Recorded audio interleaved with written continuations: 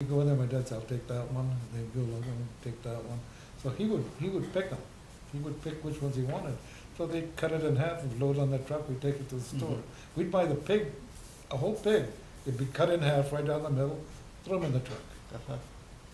That's the way it was. And you mentioned that your dad sold the ice also. Tell us about the sign that he had in the front store, in front of the window. How much ice? No, that was the Iceman. Oh, tell us about the Iceman then. Well, they had a sign that said ice on it. It was square.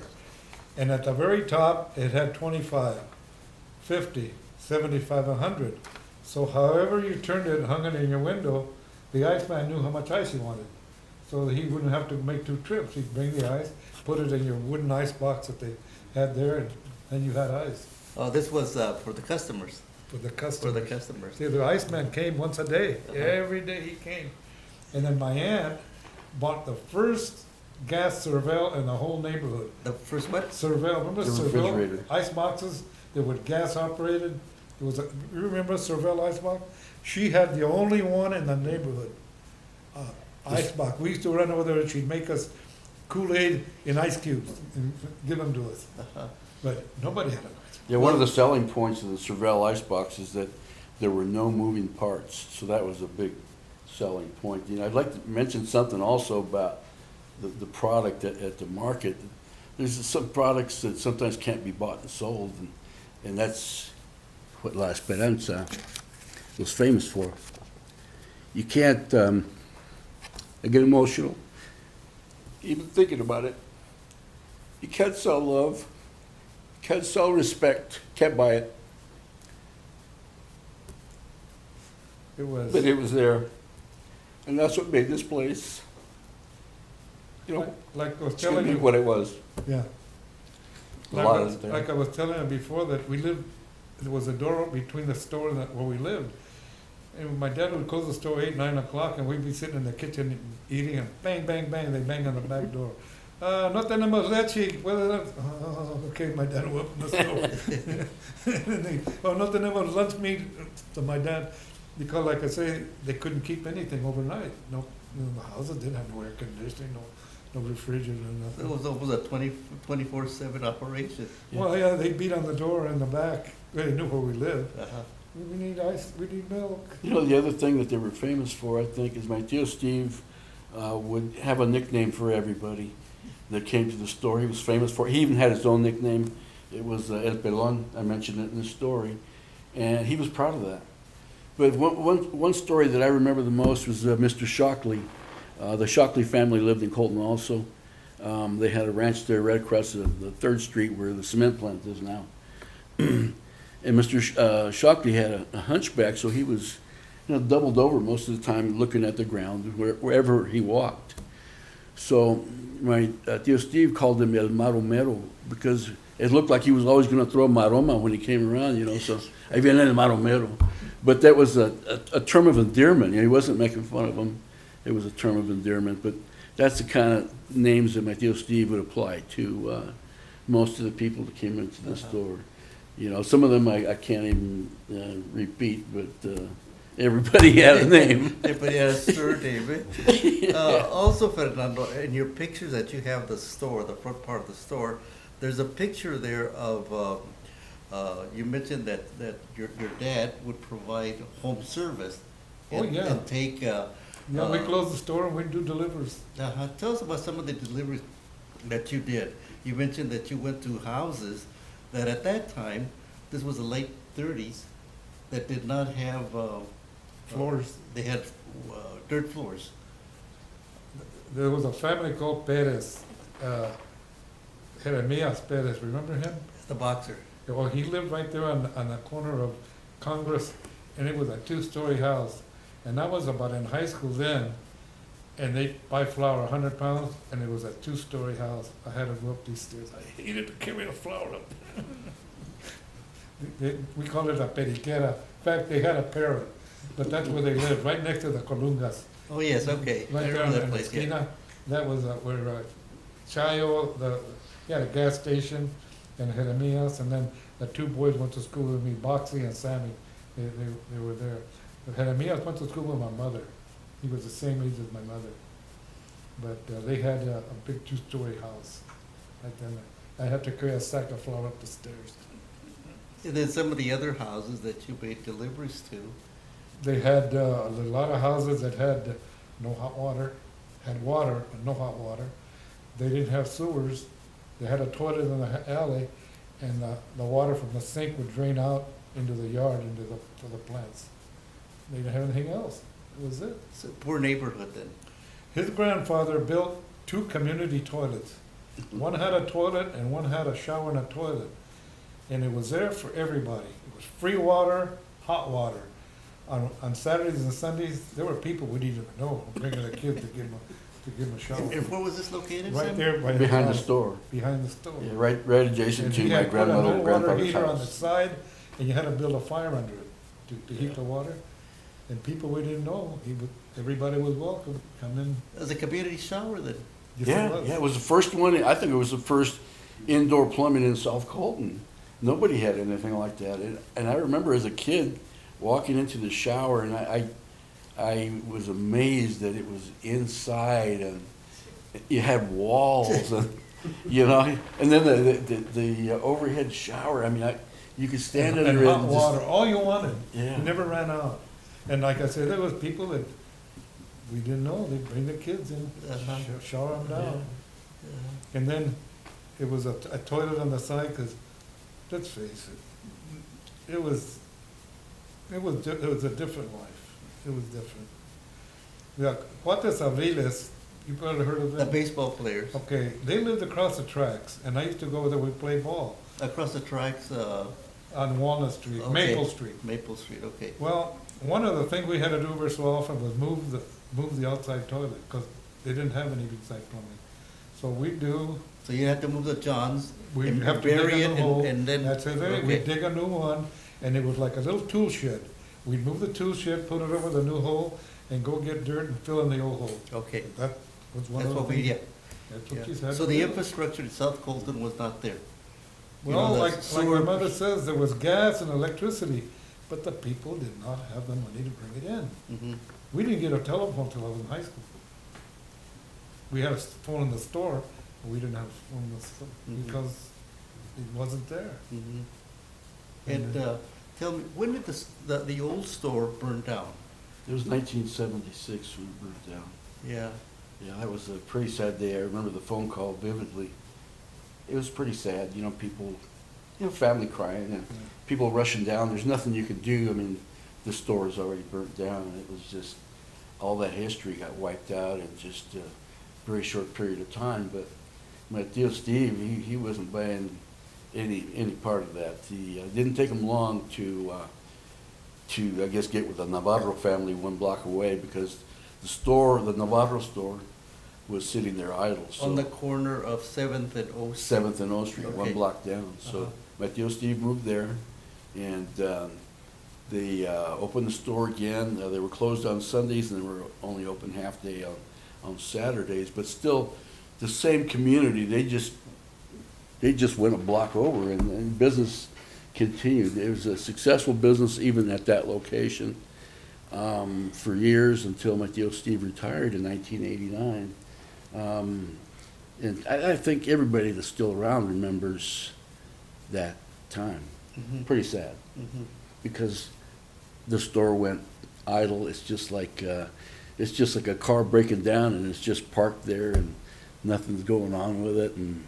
But everybody knows what happened, that car, when it was a brand new Chevy or whatever it was, you know, all the things, all the fun, the stories. Well, it was kind of like that. You know, I still have those stories about just going to visit my dear Steve, and of course, he's always offering me something to eat, and I don't look like I'm hungry, but they always offered, Mary, my dear Steve always wanted to make me a sandwich or soda or something. You know, they were that gracious You know, all the going time. back to the old store, when your grandfather ran the store, and also when your dad ran the store, were they part of the Chamber of Commerce or any of those?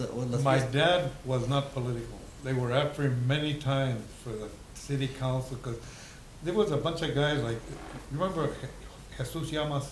Yes. He was very political. Yes. the councilman. He was also a business guy. Yeah, Pete Lukey was a councilman. Right. And there's a lot of guys that were into that. My dad didn't want no part of it. Mhm. He just wasn't that way. What about Las Fiestas Patrias? He was for that. He was for that. You know, going back in the toilets, I'm gonna tell you something that I told him. His father is 8 years older than me. There was one day, I don't know how it happened, but I was in the backyard and I had a tomato. A tomato in my hand. His father came out of the house with a white shirt and I threw it at him and I hit him. He caught me, took me in the toilet and stuck my head in the toilet. He could pick me up and stuck me in the toilet and then turned me loose. I never forget that day. Did it teach you a lesson?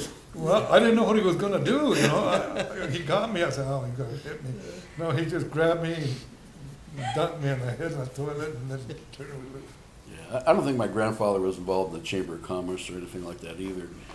He believed in family, and that was the organization that he was associated with. Yeah. Was the Chamber of Commerce in Colton open to anybody from South Colton? I don't I know. don't know either. that. I don't know. No. What about Las Fiestas Patrias? You said that Oh, they that were was- They active. participated, a anything in the South Colton community. That was Yeah, a they were community involved. effort. Hmm.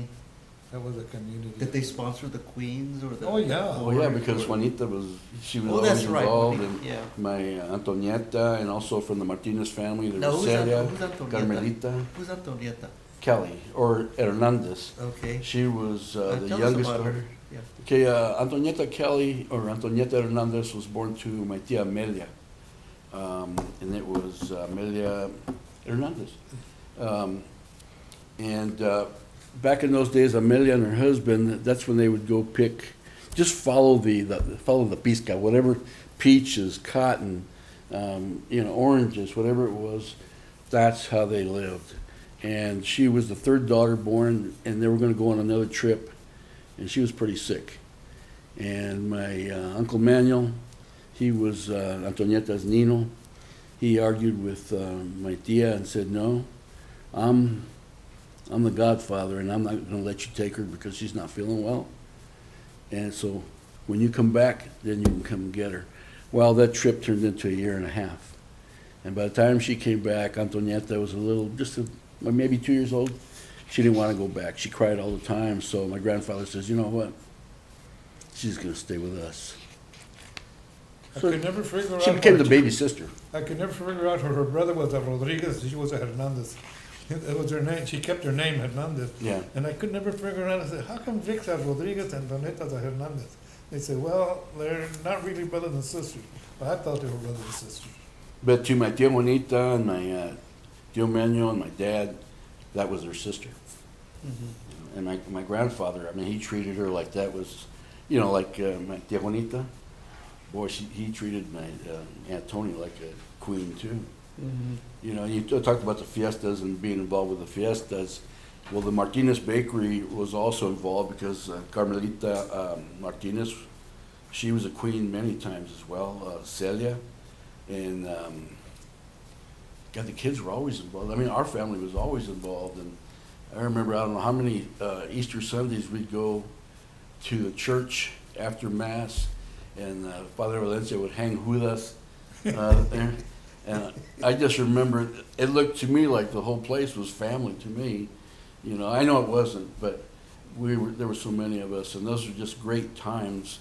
Anything that happened in that community, the La Esperanza, the Martinez Bakery, and the family, we were part of it. Mhm. The fiestas, I think Frank mentioned about when did they start doing the fiestas at the patio, I think.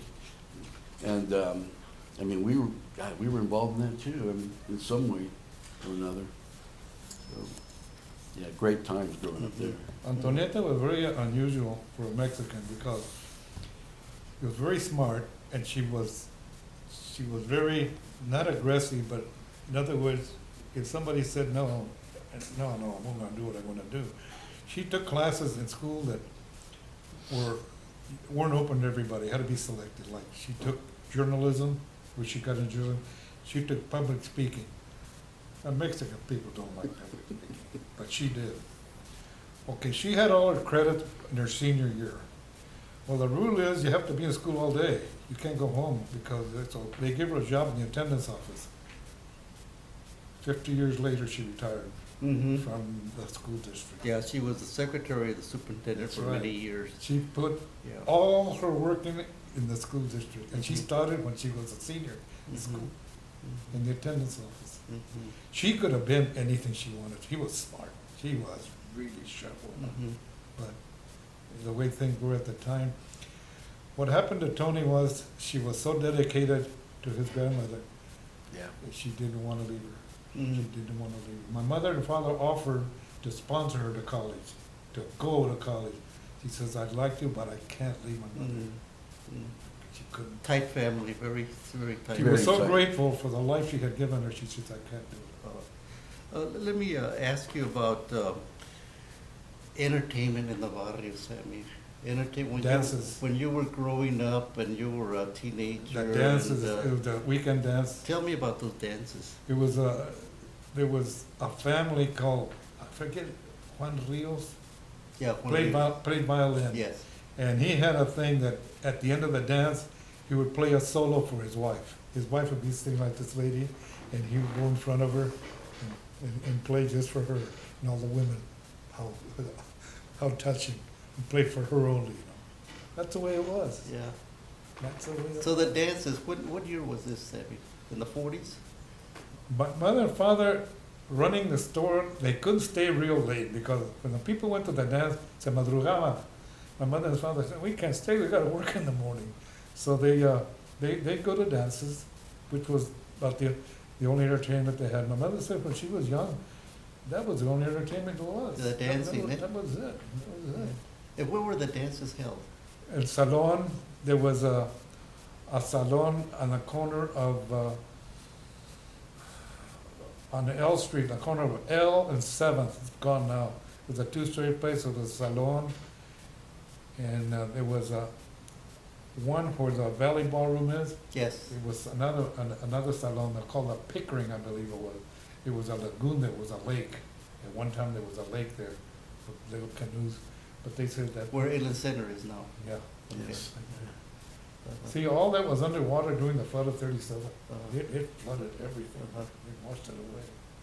Uh-huh. But that, my dad says that was it. Everybody looked forward for the weekend because nobody worked and had someplace to go.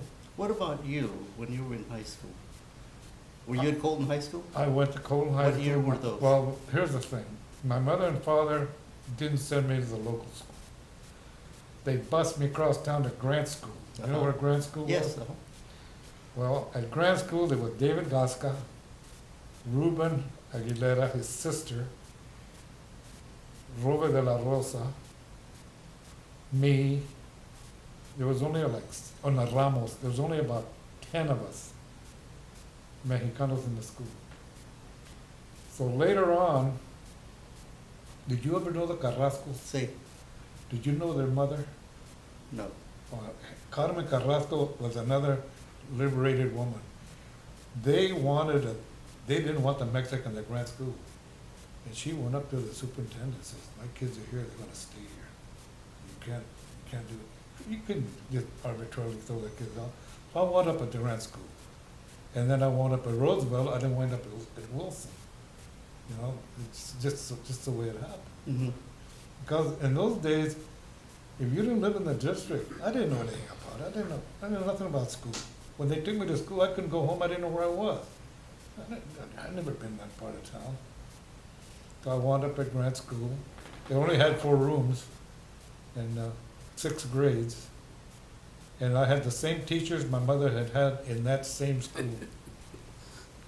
20 years later, the same. In those days, the teachers didn't get married. They were all single women. And they never, once they got into teaching, they died there. Mhm. That was it. And when did you start at Colton High School? I started in 1947. 47? Yeah, Said 47? 47. And you mentioned that you. See, Colton was a 4-year high school. Ninth grade was in high school. Mhm. And like in San Bernardino, 9th grade was a junior high. Mhm. But we had a 4-year high school. So consequently, being a 4-year school, we had a lot of kids, so they put us in with the big schools. Like San Bernardino, they only had 3 grades, but the biggest grade was the freshman. I think we had nothing. Did you play any other sports? Oh, yeah, I played baseball. The Cuates played on the same team I did. There was a gentleman from San Marino called Chuy Mendoza. Maybe Yes, you I remember? remember him. I played ball against him. Yeah, first He was baseman. He was a pitcher too, Mhm. a pitcher. And in fact, I remember Mitlan's Cafe had a baseball team. There was a big family of boteos. They were Mhm. all peloteros. All of them played ball. A great big family. They played for Mitlan's. Mhm. And that's how I got to know most of these guys through the sports. Mhm. But in those days, it was different than it is now. There was no trouble in the neighborhood, not like now. Mhm. They go to the park and behave themselves. You know, Sammy started high school in 1947. I was born in 1947. Ooh. And I went to, sorry, Sam. We're like twins. But I went to Woodrow Wilson Elementary School. Mr. Harris was the principal, and my Aunt Tony was the secretary, Uh-huh. even back then. And I mean, I went through school all the elementary school years. I went to Colton Junior High, which is now Colton Middle School, I Yes. believe. They were the Falcons then. I don't think they're the They're Falcons. still the Falcons. Oh, they're still the Falcons? Frank, are they still the Falcons?